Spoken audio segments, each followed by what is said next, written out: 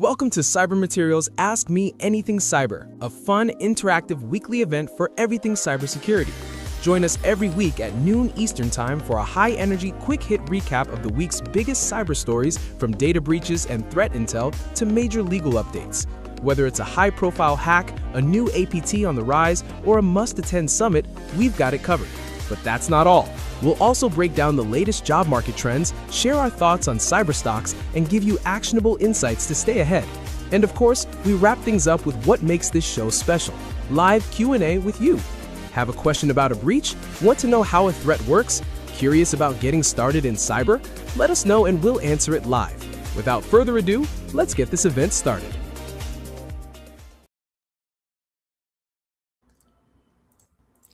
Hi, everyone. Welcome back to another episode of Ask Me Anything Cyber, our weekly live session where we explore real cybersecurity issues and discuss you know, the stuff that is shaping the field today. I'm Prapti and I'm joined by my co host Sophie. It's great to have you here. How are you doing today, Sophie? I'm great. How is everybody doing today? We're on RSA week, so all the cybersecurity eyeballs are on San Francisco right now. So hopefully they had a great week. Yeah, it was really great to about that with Brenda last week about the Women in Security document as well. And yeah, hopefully the event is really good. And today we're going to be talking about gaming, which is a huge part of childhood now. And, everybody is online these days. And for many Yeah. families, platforms like Roblox are where kids play, socialize, create, and spend a lot of their time. But along with the fun, comes a lot of other stuff like digital risk, online interactions that might or might not be safe. And today we're going to talk about how to create a safer experience for children. Yeah. And before we dig into that, about talking about gaming safety for kids, let's start with a quick question for everyone in the live comments right now. How confident do you think parents feel about keeping their children safe on gaming platforms like Roblox? Feel free to leave what your thoughts are in the chat. We are definitely going to look forward to reading it. Plus, if you have any questions, feel free to ask them. We are looking forward to answer it. Okay, so let's get cracking. I already know this, but for the people who are joining us here today, you are a gamer, right, Sophie? Yes, I am. We did have a few episodes about gaming and how to stay safe on the platforms. But this time we're being like a little bit gaming focus on one specific, which is Roblox. And we know that a lot of people, like kids and non kids, like adults, they still Yeah. play that. So when we mix those two different like age gap, there's a lot of things happening and not for the good. Sometimes it's for the worse. So I'm happy to give some cybersecurity perspective on how to protect your kids if they are on Roblox. Yeah, Roblox is very famous along with Minecraft, and there are new things in Roblox that comes up. For example, you can play chasing people, like chasing other characters, and even some horror games that I have noticed on Roblox these days. And this is very famous among children, and a lot of people, especially parents, know that their kids are gaming, but they do not always understand what is actually happening in those spaces. And so, from your perspective, what do adults most often misunderstand about children's online gaming environment? So many parents like they may think that gaming can be like harmless or just like Mhm. a pastime, right? Like an Yeah. entertainment or just a screen activity. But today, gaming has changed so much. It's immersive. We are all connected. There's social ecosystem. So is it like before you get a PS2 and you just only play with your siblings or Mhm. with any friend that come over to your home? Right now we are interconnected. There's it's almost like also being on social media. So there's like a whole social ecosystem around these platforms, specifically for Roblox. And that's where kids are able to build together. They are trading, they are chatting, and sometimes even coding, with Roblox Mhm. in this case. But we know that like the implication of like social interaction and financial interactions also introduce like cybersecurity risk. Can be like exposure to scammers, phishing attempts, manipulative in-game economies that we've been talking about, like in-gaming purchases. Mhm. um, and those are like things that maybe as an adult you don't realize because you're not on those platforms. You don't experience the day to day the kids are involved. So it's very important to know that on top of like being a pastime or entertaining thing, it could be like cybersecurity consequences, uh, scamming, loose Yep. access, impersonation, cyberbullying, and more. Yep. And it can get really, really deep because when people hear about gaming risk, they often think about like screen time, right? Or inappropriate language being used because, like you mentioned, there are adults and children, they're gaming together. But in your view, what are the real online safety risks parents should be paying closer attention to? Well, as I mentioned before, like there's a multifaceted like cyber risks, from bullying, from grooming, oversharing Mhm. personal information, uh, hidden financial links like in-game purchasing or skin gambling. So these are also like engineering, social engineering tactics where like attackers they try to trick kids into give them Yep. their account information or their virtual assets in exchange for a skin or like there's so many ways to that attackers are tricking children into giving them like personal information. And these risks are not only digital, they are also physical risks. So they've been Mhm. cases where Roblox has been used as a platform for abducting kids. It Oh. was not long ago. Last year, there was a 10-year-old that was reported missing in Florida, and it was because she met someone playing Roblox, and then they start messaging on Discord, and then that's when the abductor traveled all the way. I think it was from Wisconsin or like very very far away from Florida to actually kidnap her. Oh So no. we're seeing like things are going beyond digital, like cybersecurity risk, but also like physical and personal Yep. risks of getting like children on this platform. Yeah, and funny that you mentioned this incident because, while working on a different story in our cybercrime story section, I also noticed that gaming, just gaming, not Roblox, has led to cases like the Wichita swatting incidents as well, Yes. which is like physical nature of harm.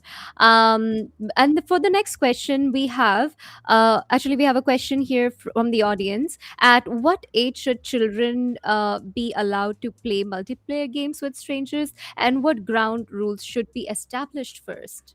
So, what do you Yeah, think? I mean, that's a great question, but it mostly depends on you as a parent and what you actually like, how confident are you that your children like is not going to be like is going to be aware of any cybersecurity risk. But I can say there's no perfect age.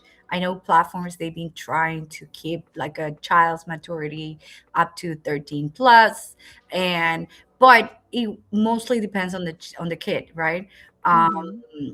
I will suggest that if your kid is not mature enough to understand cybersecurity or online risk, they are not being exposed into a multiplayer game. So it means connected to the internet, I can say, Mm-hmm. and play with strangers because they may not have the psychological maturity to understand or to detect if they are being groomed or if they are being scammed. But as a parent, you need to talk to your children. You need to explain the extent of the risk, because as we always talk about with cybersecurity in general, Mm-hmm. education is the number one defense tool that we have as humans to protect against other humans that they are trying Yeah. to attack you. So in this case, if you explain to your children to never share personal information, your full name, address, which school you go, phone numbers, your parents' name, what do they work, another thing you can do as parent, you can like set up parental controls. Uh, don't click on every link that you receive from anybody. But if you're really concerned, I would suggest just to disable chat and interactive playing with people's strangers online, because you may be on a game on Roblox that is 12 like under or 13 Yeah. under or 17 under, but sometimes attackers, they find a way to bypass the filters and still infiltrate children's games on Roblox so they can do whatever they do. Yeah. So there's no safe net here. Is always monitor, keep watching, keep an eye on their kids, talk about it, say, hey, I saw you were playing today with Roblox, what did you do? And maybe Mm-hmm. the kid just tell you like as a day thing.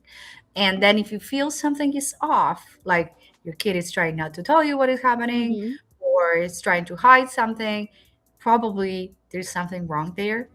Because if they Yeah. don't have anything to hide, they would just tell you right away, right? Yeah. If you have a good relationship with your kid. But if you see that they're a little bit like hesitant or they feel weird by your question, it means there's somebody else there probably picking their Yeah. like saying this. Influencing them. Yes, exactly. So you need to keep an eye on that and review and check any DMs or anything. Mm. Um, and that's it. Yeah, that's pretty much like the things Yeah. that. And since we are talking about Roblox, I wanted to ask you there are many. This is a very famous game. Like, even my 13-year-old niece would love to play Roblox if I just gave him the chance to. So, there are a Yeah. lot of parents who are like new to this. So, what Mhm. makes a platform like Roblox different from like any traditional video game out there from like a safety standpoint? So this has been like very popular in the past 5 years because this is completely different to any other games that we've seen before because this is user generated platform. And so that means that the users, they can create their own rooms, they can Hmm. create their own games. So for example, if you want to, like, I've seen games like they're very very scary, right? Hmm.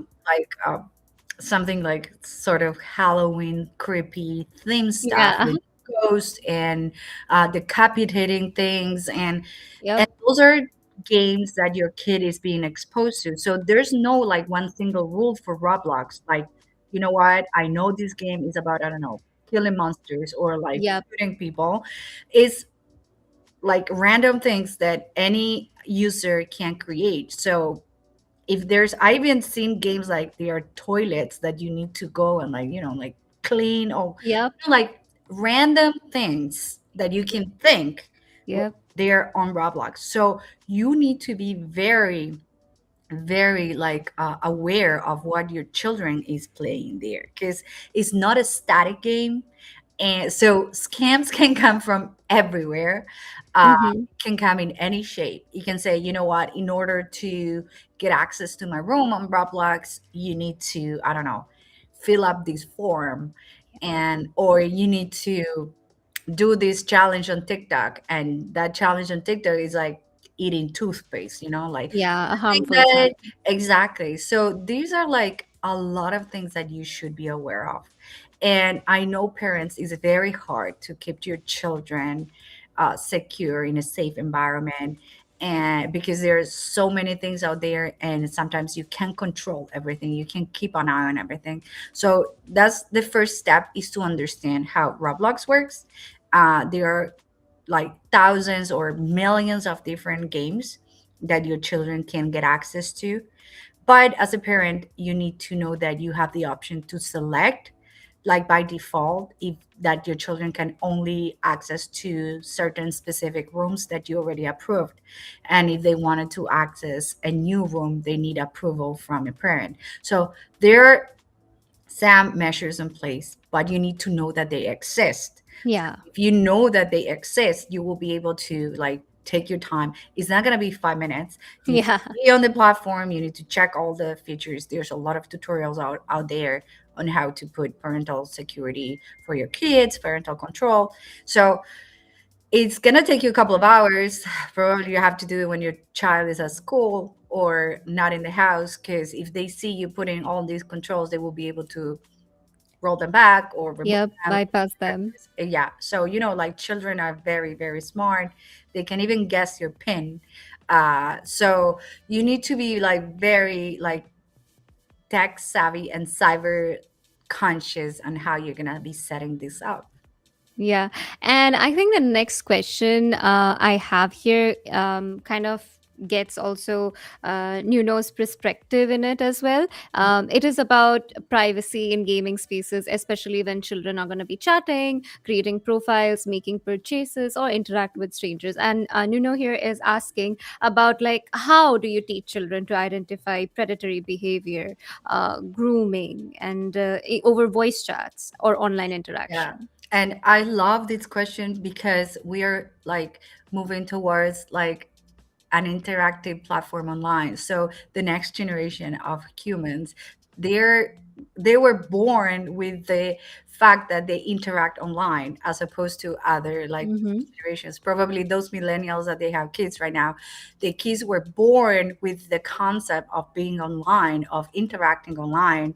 And I remember like before when I was in high school, there used to be a lot of chats like Yahoo chats, and Yeah. you have MSM, and those were like the first stages of like interacting online, and there were not that many I can say like experience from my parents to like pass them on to me and saying, you know what, you need to be careful, because they didn't know about that concept. But this new generation that are having kids right now, they are aware of how human interacts online. So Mm-hmm. in my opinion, or probably experience with my nephew, and I know is it very important to teach the kids awareness, but not in the sense of like, it's gonna happen this, or it's gonna, Yeah.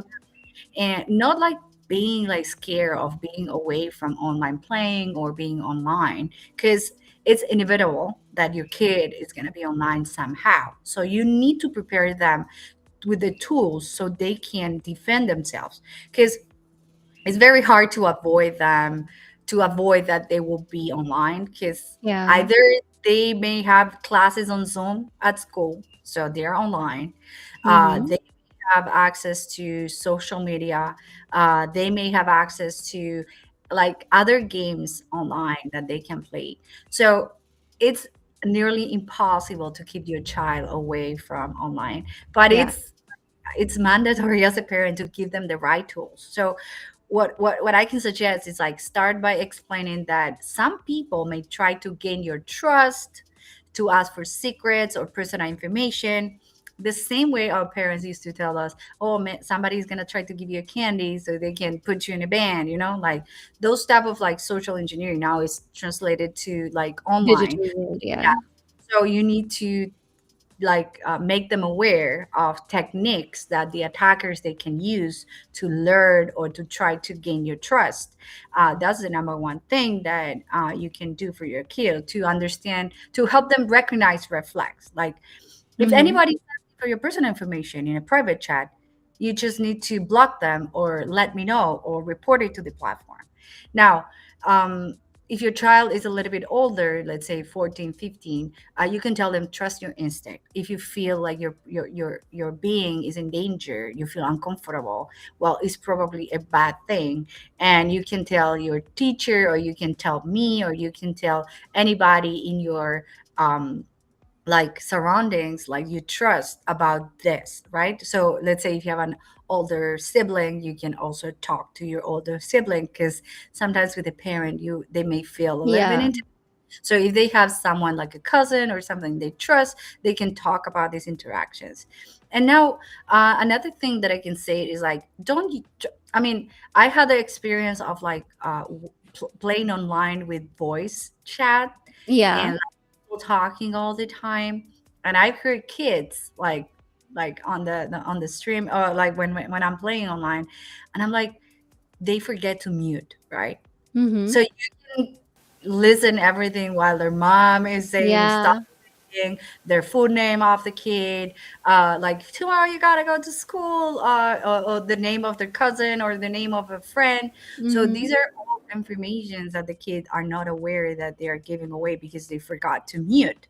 So one of the things that I can suggest is like, if you're gonna use voice chat on while you're playing online, it has to be in a safe environment where you know your friends in person, actually. Yeah. Like you're playing with your friends that you know in person, not online friends or people from outside of your network.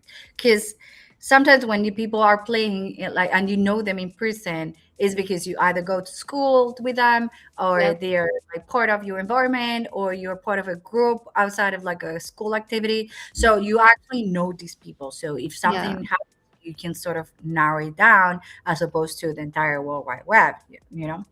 so but and then and the last one is like, and this is like an advice for everything in life, I guess, is to normalize asking for help. Like, Mm. don't make your child feel guilty that they fall victim. With the same we talk about with people that experience romance scams, that they feel ashamed, or they feel like, it was my fault, I'm stupid or whatever. Don't make your kid feel like guilty, of because they were asking for your help. Just Yeah. be very, very outgoing, like very like supportive, and then say, you know what, it can happen to anybody. And you can even search on Google for stories that happen to other people, so they don't feel like they are only the only ones and they're being Yeah. targeted because they feel dumb, or they feel, like always to me. So make it normal that these things happens, and make it normal that they can ask for help. Yeah. And thank you, Nuno. And this is a great question. And I'm happy that we get to explain to parents that there's a lot of tools out there you can give your child. And the fact that you are here watching us and trying to like to break down on how to tackle this, like it gives me a lot of hope, because the number one tool we can give our kids is the education to understand the dangers, and that's the only thing that we can give to anybody in cybersecurity terms here. Yeah, and thank you again, Nuno. And another thing I'd like to mention is that it is actually difficult as a parent or somebody who knows a kid, to get them away from their phones and online world, especially after the pandemic, because as you mentioned, they might have classes on Zoom, and that's where they got it from. And especially after that, it is kind of difficult to not tell them to stay away from the computer. They won't listen. So many parents actually struggle to find that line between either protecting their children or over monitoring them. I do see parents set up monitoring tools and limit screen time, that you only play for an hour. If you don't get good grades, then you Yeah. don't play at all. So those things are there. So how do you recommend families strike that balance, Hmm. from parent to Yeah. children?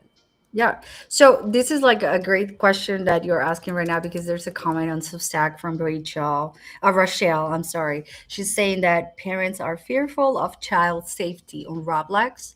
And I completely understand how you feel, because they should be concerned about their Yeah. child's safety on platforms like Roblox, because they are real risk. And this is not a static game, it's dynamic. So any like new room that is being created, you could have been on Roblox the day before trying to filter everything, and 2 minutes later somebody like publishes a new room or a new like a game inside Roblox that you were not aware of, and your kid just went into it. And I understand, Rochelle, that you may be like fearful of Roblox, but as everything in life, or like even in cybersecurity, the goal isn't to panic or ban everything from your child, because you're gonna make it worse, I guess. So it's to create a safer environment through awareness and boundaries. Some kids may be more prone to play online games as opposed to the other ones. So if your child is a type of like, well, I just play Roblox 1 hour a week or whatever, just because it's easier to manage. But then you have this child that they come back from school, and every time they go back to Roblox, probably it will be time to think about like, let's interact. Let's find another activity that I can fill in this amount of Roblox hours that your child are like investing on. So why don't we work? There's a wonderful website. It's called Khan Academy, that you can teach your kids how to code. So Yeah. you're having this gamification of like of that Roblox is also bringing on, but with the safety net that is just like a closed environment where your child is going to learn how to code, the same as Roblox, but you try to sort of like find another like Yeah. place to Activity. fill up these hours that your child is investing. And I understand, but and of course there's also another thing that you can do as a parent, is to ask to your lawmakers to like to impose regulations on these gaming platforms to protect children, because we've been seeing like the past week Meta has been receiving a lot of fine for this addictive algorithm, way to get children engaged on social media as a harmful way. I feel like Roblox is going on this Yeah. direction too. So as a parent, you also have the duty to ask your lawmakers to find regulations to avoid this addictive or unprotected or unfiltered a way of gaming that Roblox is presenting to us. But don't panic, because even though there are bad things on Roblox, there's also good things, because there's a lot of rooms where your child will be able to play in a safe environment. Yeah. But you need to be conscious of the pros and the cons of these platforms. So if you actually understand the depth of how this work, how it's like it's built, your fear is going to be less, because you are in control of what your child is exposed to. And Yeah. of course, sometimes you have to sit down in the living room with your kid and play Roblox with them. Yep. uh, you sort of create this I can say connection with your child. And sometimes when your parent plays a game with them, they may lose interest a little bit too, or they may feel like, great, my mom or my dad or my guardian is playing with me. So these are things that you can do, and I understand. And And I see here Rochelle is saying, agree, my husband is paranoid about it. I have set parental controls and I limit the screen time with locks. And that's great. What you're doing is great, Rochelle, because you're taking a step towards protecting your children. And sometimes one of the things that you can also do is to get your children to play Roblox while you are in the same room. Let's say Mm-hmm. you are cooking in the kitchen and you have your children playing Roblox on an iPad or on the computer or even on their TV, Xbox, Yeah, PlayStation, ask them to play in your presence. So maybe you're doing something else or you are in a conference on or whatever you're doing, but you have your child and you can keep an eye on what you're doing. So don't let them wear headphones. Just let them play the sound so you can hear normally, yeah. happening. And from time to time, try to once a week check their DMs. And of course, talk about if your child is age appropriate and you feel like you can share some like real life stories of like kids being um, victims of things that happened to them on Roblox, that's something you should do. Talk to them, say, you know what, last year there was a 10-year-old in Florida, she was kidnapped because she was Yeah. DMing someone that she didn't know on Roblox, and this is something that happened. And probably you can watch a YouTube clip of some news anchor explaining what happened. So that's something that to make it like real, but not scare them, but tell them that these are real stories and you don't want that to happen to your child. And of course, like try to have these like open conversation and not make them feel like guilty because they're Yeah. playing something or they click on the wrong room and it was not their fault. So there's so many parameters that you have to consider, but the steps that you're taking right now, they're amazing, they're great, and Roblox is improving the platform every week. So keep an eye on those new updates on parental control settings that Roblox is putting out there every week. They're putting something new. So that's something that you can do. You can subscribe to the newsletter so you can receive updates of new options that they are being enabling. Yeah, and there is something that you mentioned to set up, groups or friends from school that your children can play with. So basically, how parents used to do it as play dates for children in school. You kind of have to figure that out, or figure out who your kids' friends are, so that you can like narrow it down. And however, children often have the fear of missing out, and it's kind of difficult, and they say things like, but all my friends, Yeah. yeah, they're all allowed to do this. So why aren't you letting me do this? So how should parents handle that kind of pressure I without it being a constant argument at home? So this is the question like every child may have like asked to their parents Yeah. at least once in their lifetime, because I've done that several times to my parents, like why I cannot do this and everybody's doing that. And Hmm. then my parents were like pointing out and saying, you know what, it's not everybody doing that. This person is not doing it either. I talked to these like moms and they're not doing it either. So you're just like putting everything in one like sentence and it's not true that everybody's doing it.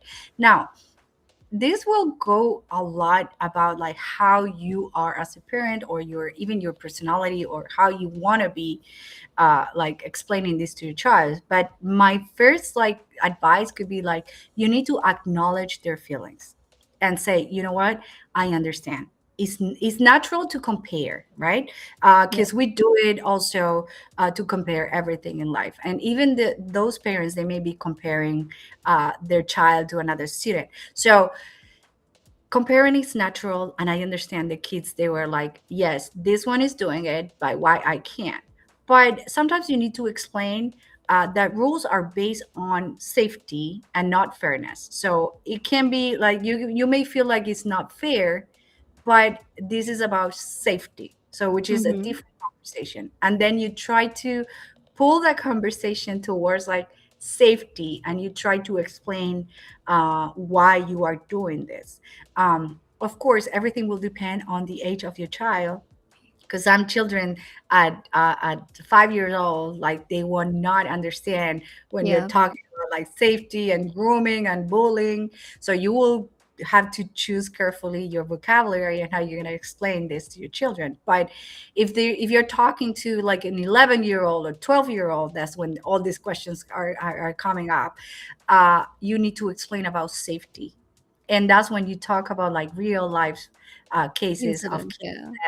that were affected by playing Roblox, because everybody was playing Roblox and this is what happened to them. And as a parent, you don't want this to happen to them, but also make them feel like they don't want this to happen to them, because it's not about you as a parent, it's about them as a children. So you need to make them understand like, I don't want this to happen to you, but you also don't want this to happen to you, because that's Yeah. not a good thing that is going to happen to you. So you need to like play it on them, on their like on their persona, because they're an individual apart from you, even though like you may feel like it's your kid and it belongs to you, but they're their own individual. So Yeah. that's why tend to compare to another peers. So you need to bring it down to their level and say, you know what? Even though everybody's doing it, there's still some other that they are not doing it, or they are doing it on a safe way. And you Hmm. explain and encourage like to create an environment where it's normalized that they may be monitored while they play sessions, Yeah. or you may limit certain purchases, or you may reward your child, like your child, with a gift card for Roblox, and make it like a, like in a safe way environment, that Yeah. mommy is the one that gets you the gift cards. And if you ever need a gift card, you always need to ask for it. Don't like look for them online. Like you need to always like build the conversation as a kid, as an individual, Yeah. so make them feel that they are also in control, and try to help them build this narrative around safety.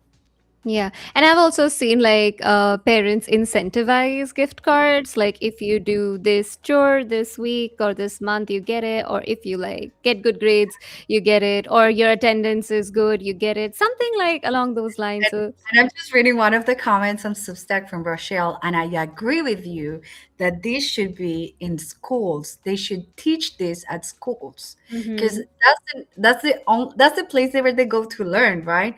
So this is something that you can actually talk with the dean at your child's school or the principal and bring it up and say, you know what?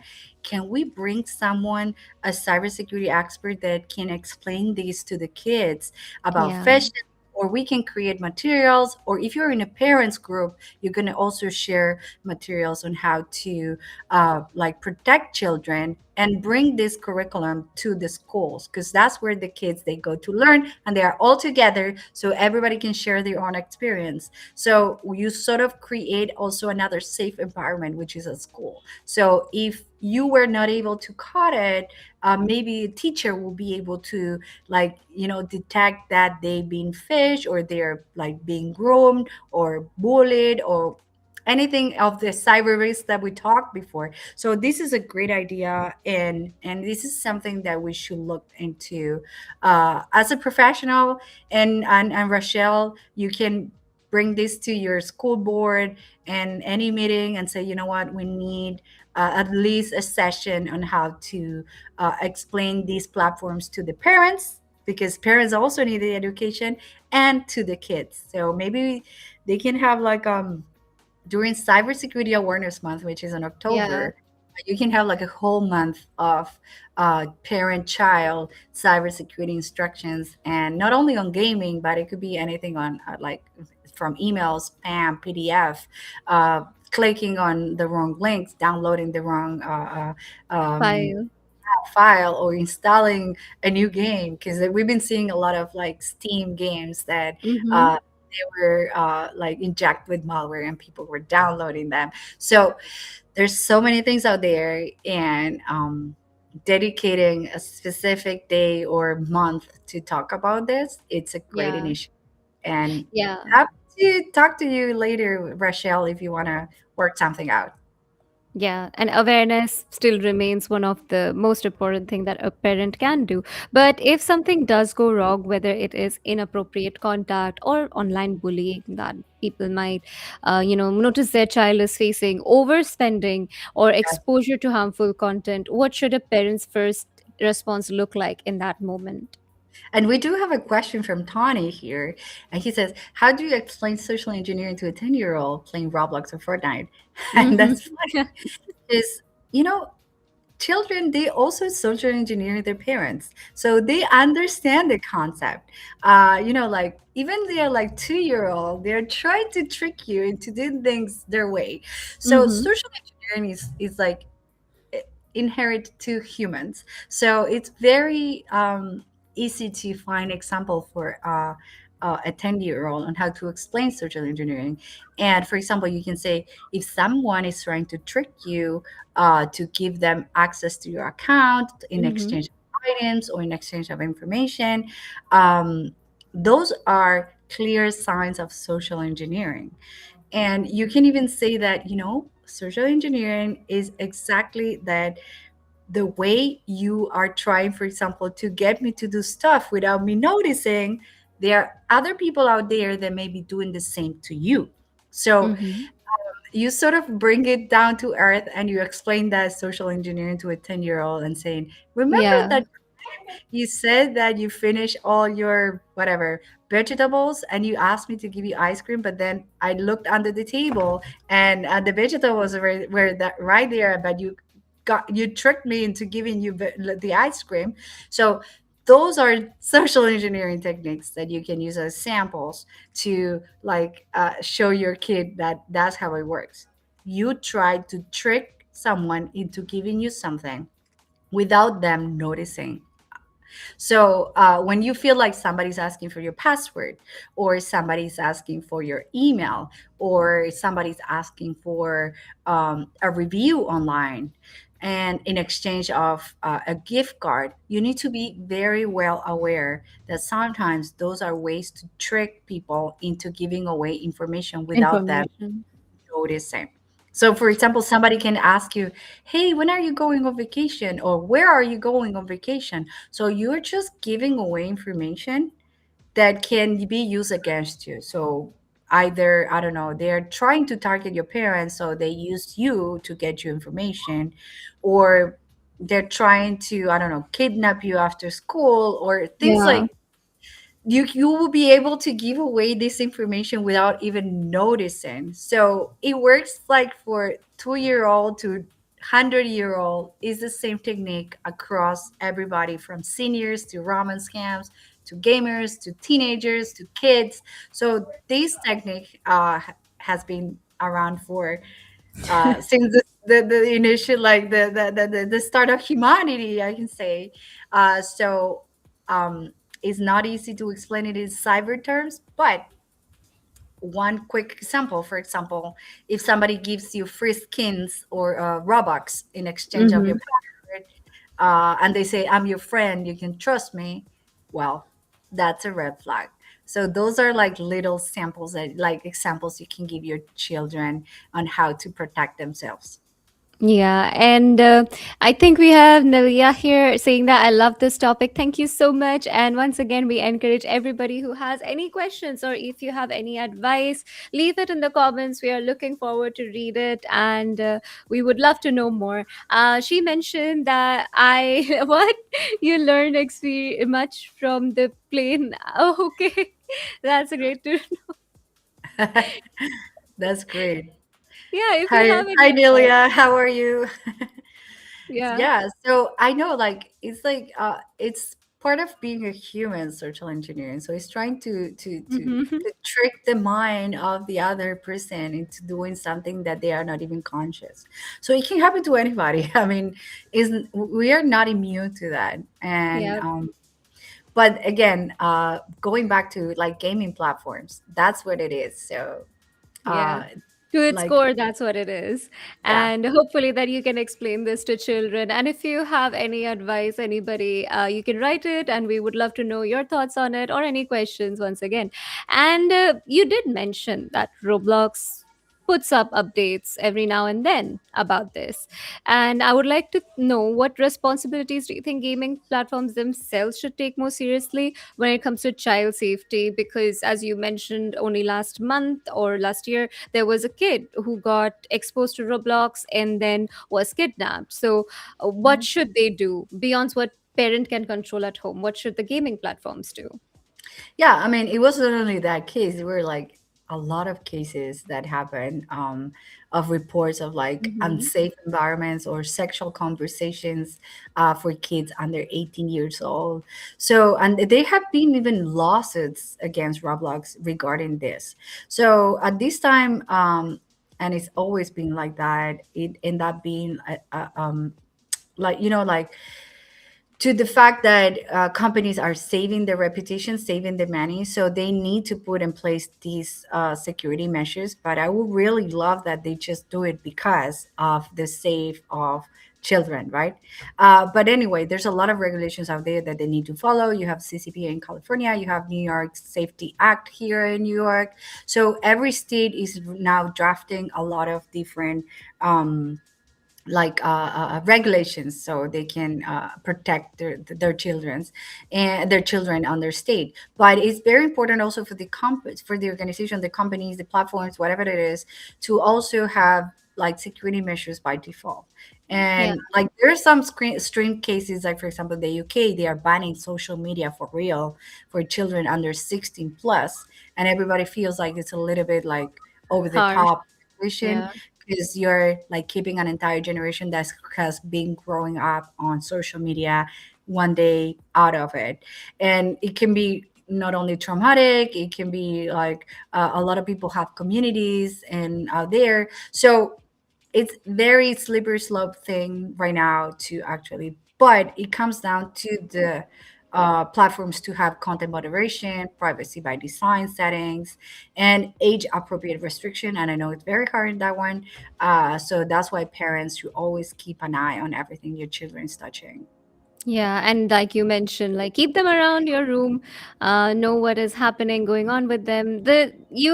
We had talked about this, but on a very different topic. You mentioned that you get to drive the car, but you cannot blame the person who is, who produced the car or manufactured the car for the safety of you. You need to learn how to drive the car in the first place. So it kind of applies here as well. So, thank you so much, by the way, everybody, for joining in today. I think this was something that everybody was very Yeah, interested in. Australia as well. Yeah, I remember about Australia. Rachel had said that Yeah. they also banned social media in Australia, and that's true. And it was a big thing too, because you got a lot of like 16-year-old influencers that all their content was gone, and so I mean it's this is new. Like social media is very new. We're just seeing now the damages that it is causing to children, and we've seen that from New Mexico yesterday. Like hearing like the jury awarded $3 million to a victim of addictive algorithm.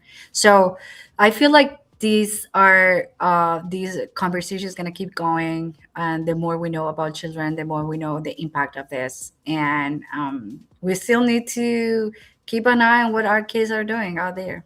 Yeah. Yeah. And for every parent watching today, if one thing had to be remembered, just one thing about, safer gaming spaces, what would you want that takeaway to be? That's a good question. And try to be a like think like a cyber investigator. Talk openly with your kids, teach them what's safe to share, what is not safe to share. Digital literacy, awareness, social engineering, maintaining this trust that you have to develop with your kid in every sense, like in every aspect of your life. You also need to have this trust. And one thing like Nelia is saying on the comment, she said that Yeah. the parent needs to educate the children all the time. This is a non-stop work, that job that you always have to do to teach your children 24/7. And because there's little to too much that any company can do, because the actor will always find a way, as Anelia said. So as a parent, you need to keep keep teaching your children, and that's the number one tool you need to give them is education on how to protect themselves. Yeah. And wear your seatbelt, like Sophie mentioned the other day. Help them, teach them to wear their seatbelts in gaming, and hopefully they can stay aware and stay safe out there. This was actually a very interesting topic, and hopefully we should do one more event. Sophie, what do you think? Because people are really need to know what's happening out there. Yeah, and Roblox is evolving like constantly, and I'll be like keeping an eye on like things that every parent should look out for. And Mhm. if there's any major update, I will be posting that on our blog and Substack and LinkedIn as well. Yeah. So thank you so much, everybody, for joining. And before we actually go into our next segment of our cyber briefing recap, where we will discuss the headlines, I think Sophie would like to talk to you about Know Your Enemy. And so let's watch a quick video about it. Every cyber attack has a face, from malware and scams to the actors behind them. Know your enemy. Stay one step ahead. We're gonna be talking about Fin7 or Carbanank. Okay. This as a highly organized cyber criminal group active since around 2013, and they specialize in stealing money from banks, retailers, large companies using advanced malware and social engineering. Now, for those regular users watching at home or at work, it means that your banking data and personal information can be exposed through breaches, attacks on companies, that they can lead to fraud, outages, and stolen identities. So they target large banking financial companies and they leak your data. So Fin7, they use evasive, constantly evolving techniques, which can be from like from attacking critical infrastructure or supply chain attacks. But the number one vector that they use is spear phishing emails. They're very targeted. They target specific banking employees where they have critical access, and they usually works with malicious attachments or fake software updates, and that's way they steal credentials, or they reuse credentials from previous breaches. And the number one, that's the last one that happened, it was through a supply chain compromise. Now, this threat actor, and why I wanted to talk about it today is because we are talking about like stealing and financial fraud. So this is one threat actor that everybody should know of. And what are things that they can use? And we talk about that they can do to protect themselves is to use strong and unique passwords. Of course, multi-factor authentication, that's the number one. To be careful when you receive very targeted emails and keep your system updated. And number, like that's something that we already talk about, is to monitor your bank account and account activities for anything unusual. Mhm. Hopefully that people don't get affected by this. And thank you so much, Sophie, for breaking down this new threat actor out there. Is it a threat or a threat actor? It's a threat actor. Oh, okay. So everybody be aware of this threat actor and don't forget to subscribe to our briefing because we will be able to keep you updated on anything that is new and it will be delivered right to your inbox. Now, speaking of the cyber briefing, before we head into our next segment where we break down the headlines, let's watch a quick video of what it's really about. Stay ahead of the cyber curve with real-time alerts, incident reports, and the latest cybersecurity news, all in one streamlined, easy-to-read newsletter. Join more than 20,000 subscribers who rely on cyber briefing, available on LinkedIn, Medium, and now on Substack. Don't wait to protect your digital world. Subscribe today and stay informed with Cyber Briefing by Cyber Material. Yeah, so actually we have a headline that I think I read today in our alert section was hackers Mhm. use fake resumes to breach. So what happened? So this is like very interesting because it's a new technique out there. It's mostly unsolicited, like resume, like receiving unsolicited resumes Yeah. um, to your company email. So how it works, this alert, it's a phishing campaign that is named Fox Elevate or For Elevate, which is a campaign targeting French corporations, and they are using malicious resume files to install data stealers and crypto miners. So this is has been detected last this week actually. So this is the first alert that we have on Monday to talk about about what it was happening. So what is Mhm. how this attack works? This resume that they are sending, it has a massive obfuscated BBS script file with around 200,000 lines of junk code. And when you open this file, it pretends that the file is corrupt. You get a pop up message saying error, but behind it's executing and running checks on your system. So the malware specifically targets domain joined enterprises machines and ignores home computers. So to ensure that it impacts high value corporate targets. So it's very Wow. sophisticated a phishing campaign out there. Now, um, what is like once the malware is running on this computer, it will trick the user into granting admin privileges. With those rights, it turns off security tools like Microsoft Defender and changing registry settings. So this is a phishing scam that is targeting Windows devices. Now, when the payload is downloaded, it usually contacts other services. In this case, there has been a case on targeting Dropbox to download encrypted malware. And inside those packages, they found that they can steal credentials from the machine, exfiltrate sensitive files, install cryptocurrency miners like Monero, which is a very known crypto miner out there, all without obvious signs of compromise. Um, and so they target specific coins. They target Monero coins, as I said before, and this like goes like without you even noticing. It takes around like between 15 seconds to 25 seconds before the whole chain. It's so it doesn't even give you much of a like way to react. So Mhm. a lot of recruiters from these companies are receiving unsolicited resumes. When they download it, they try to open it, they get the error message, and that's where it's coming all the thing. Wow. So I know it's very hard. So one of the advice I can give is to isolate your recruiting team from the rest of your company, so it doesn't Yeah. let's manage damage to your company's network. And of course, recruiters they may have to keep an eye on if they have been victim of this. Because so far we know that it's been targeting French corporation, but the attack and the technique is so sophisticated that it's gonna be no time until other threat actors are copying the methodology and they're applying it everywhere. Yeah, and it kind of goes to show how even like we as adults might have a difficult time with cybersecurity, and our Yeah. topic was for kids. So like it's kind of very difficult and a hard place out there. So hopefully we can all be able to learn something new from today and we can all apply it. The next one is actually something a bit close to home because I do watch Crunchyroll for anime. So Crunchyroll breach claims 100 GB leak. So what happened?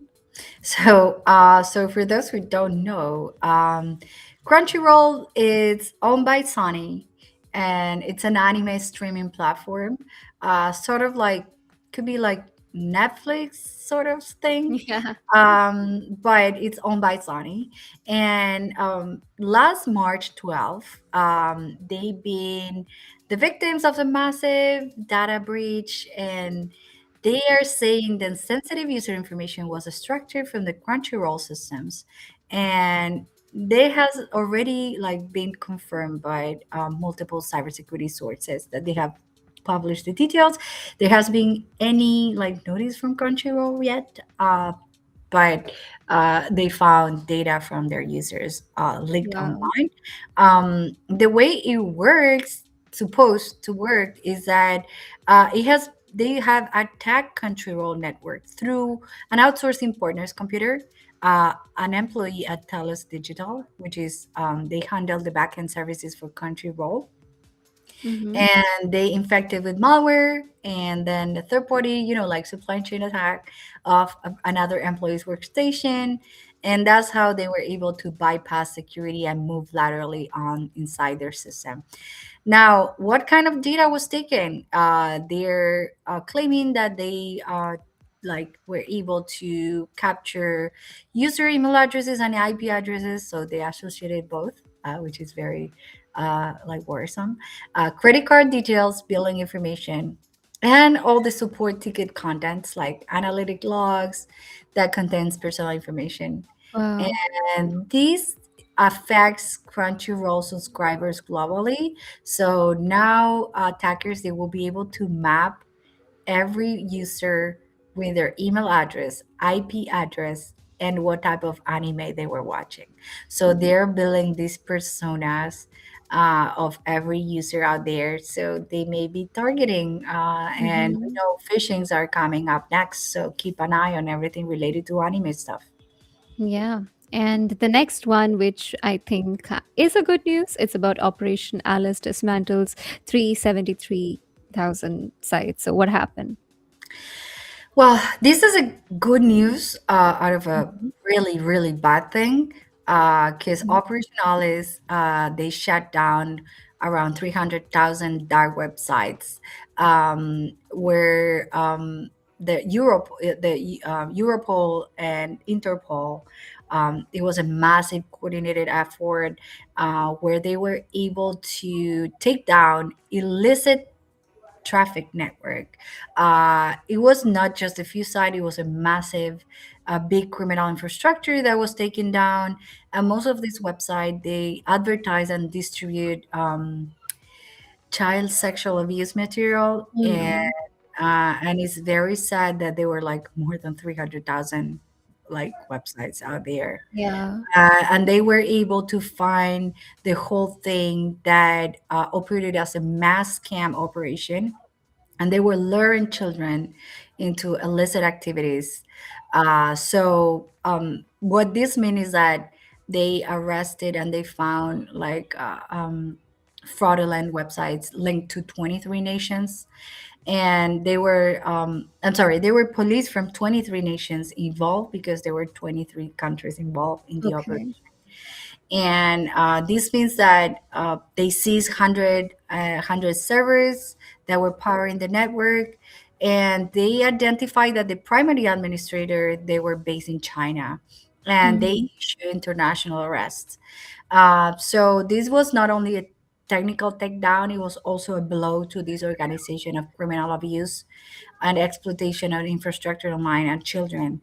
And this is good news because this is the largest operation so far taking down criminal activity on the dark web. Yeah, and that sounds very serious, but at the same time, I'm really happy that there was a global effort into taking all of these people down. And hopefully, we can have more good news like that in the upcoming cyber events that we have. And by the way, for those of who you are new here, that was the three headlines from our cyber briefing newsletter. You can find that on our LinkedIn or Substack. Just go ahead and scan the QR and you'll get all the stories and highlights, insights, updates straight to your inbox. And finally, before we all leave, I would like to talk to you about the Diana Initiative, the online event that will take place on 30th May 2026. This will include speaker tracks, career village, capture the flag, and much more. The focus is that it's going to be diversity driven conference to create more inclusivity in information security industry, and tickets are only $5 and you can support them, of course. And there is actually a 2-in-1 deal going on right now, so you can once again scan the QR code and show your support for them. So thank you so much for showing up. Thank you, Sophie, for breaking down the cyber briefing, the know your enemy, and also giving tips to protect children online. So thank you everybody for watching at home or at work and following up with questions. And let's keep our children safe and happy to collaborate in any way to make this happen. Yeah. So we'll see you again. Thank you so much for joining. 2nd of April, we'll be here again with a fresh new topic to discuss with you. See you soon.